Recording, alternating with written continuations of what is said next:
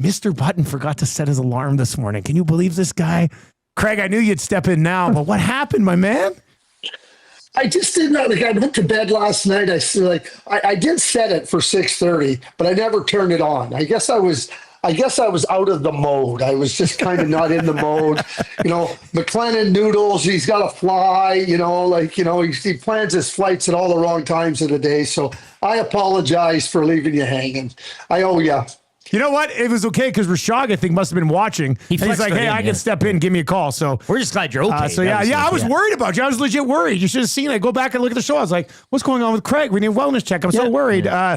But yeah, lots to discuss, Craig. In the end, I said it right off the top of the show this morning. There's so many things we can discuss with the Oilers, but in the end, a hat tip to the Florida Panthers. That's a really good hockey team, isn't it?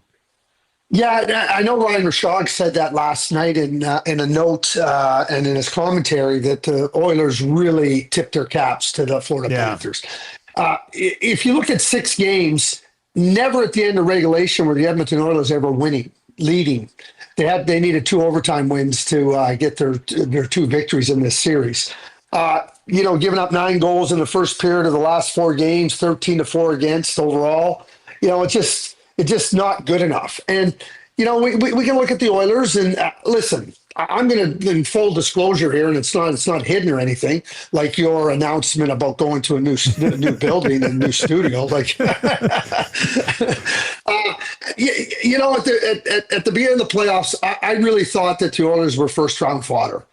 I think that against the LA Kings, they were in trouble. I think through the first 2 games and the first 2 periods of Game 3, they really showed that they were in trouble. But they found their game, and let's tip our cap to them for finding their game. And Connor McDavid said they got rolling and they got playing, and that deserves respect because they were limping into the playoffs, with some players that weren't healthy. They were without Ekholm, but they found their game, and that deserves. They deserve some credit for that. But against this Florida Panthers team, they just weren't good enough. They were simply not good enough. The goaltending wasn't good enough. The blue line wasn't better than the Florida Panthers. Their depth wasn't better. Yeah, they have Connor McDavid and Leon Draisaitl. Other than that, every check mark goes to the Florida Panthers. Every other single check mark.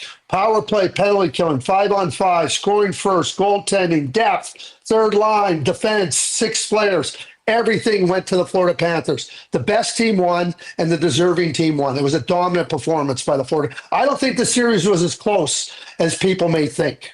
Well, I was going to ask you that too, Craig, and I don't know if you wanted to maybe elaborate even more than you did, but Rashog, we had him on earlier, obviously, and he thought the gap was quite close, and you could look at the overtime wins, you could look at if a healthy Hyman, I mean, these are all what-if scenarios, but I'm getting from you that the gap was a lot larger than maybe what Ryan Rashog was suggesting.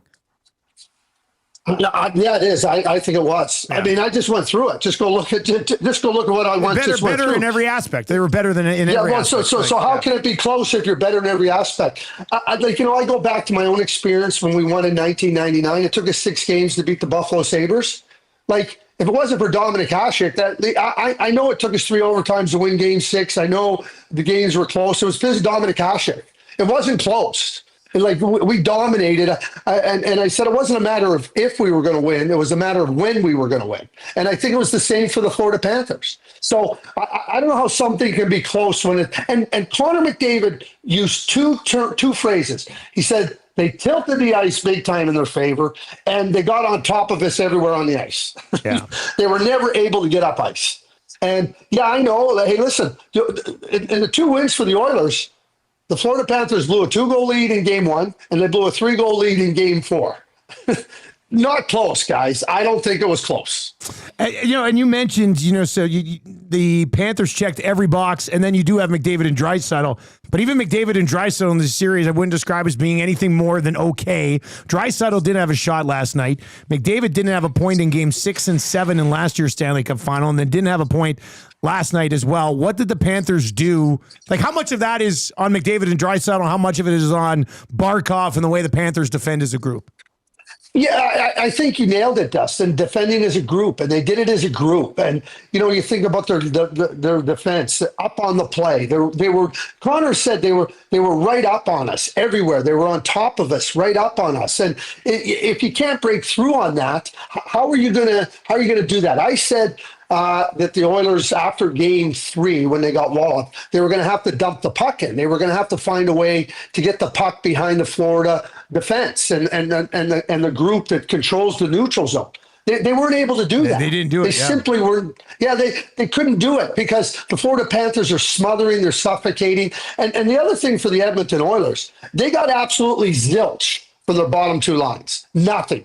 Evander Kane had an impact in the series negatively at the outset, and then he could never find his way back into the series, into the game. But the bottom two lines, like nothing. Nothing. Yeah. How can you play? And that forces, like last night, what was it, 13 minutes or 7 minutes into the game, McDavid and Draisaitl together again? I mean, that forces Chris Knobloch to have to use those guys even more. And now you're up against it. There was no energy. There was no physicality. There was no catalyst type play from the bottom two lines. And then you're asking Connor Brown and Corey Perry and Vasily Podkolzin to fill in on that top six. Yeah, three things. Missing Hyman was significant. The lack of depth was significant. And the goaltending simply wasn't good enough.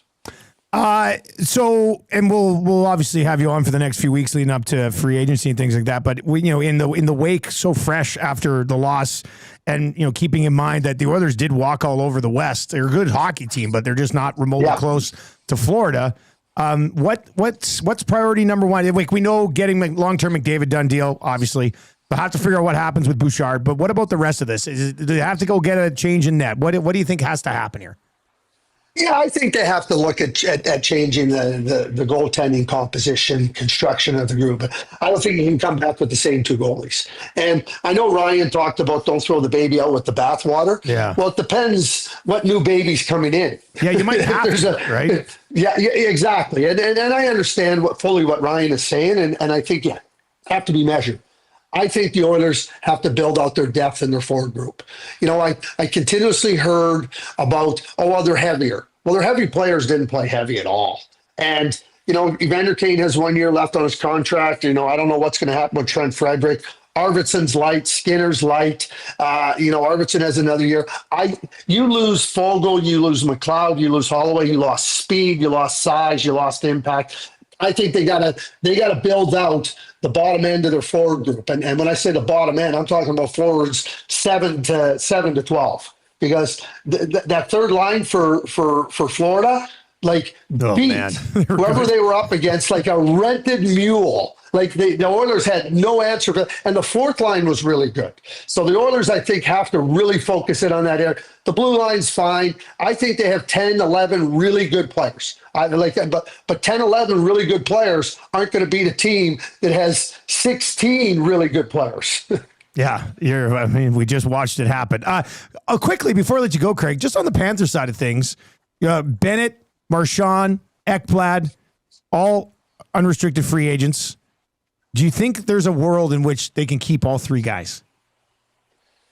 Well, they have about, $20 million left in about salary 20 cap space. Yeah, 20 mil. So that means that Ekblad's taking a pay cut to get 7.5. We know that Bennett's going to get a pay raise. I don't see a scenario where that can happen. Could they keep two of the three? Yes, yeah. I think they could. I just don't see them being able to keep all three. I guess the one scenario is could you do it? Could you do it on short-term contracts? I don't know why any player, and Matthew Tkachuk was great last night. I loved what he said when he was asked by James Duthie or Noodles about, Bill Zito saying he could keep all three. He goes, hey, I'm not the right guy. I tell the players, I'm a players guy. Go get as much money as you can. Yeah. And there's a lot of money on the table for those three guys right now. So for that reason alone, you hit the free market and you're not surprised. You go, okay, I got to leave. And so two would be the max I could see them keeping. Great stuff, Craig. Thanks for sliding in, and we'll be talking some draft and some free agency next week. Yeah, thanks, guys. Have a great day. There you go. That's Craig Button, brought to you by Pro-Am Sports, hopping in here this morning with us.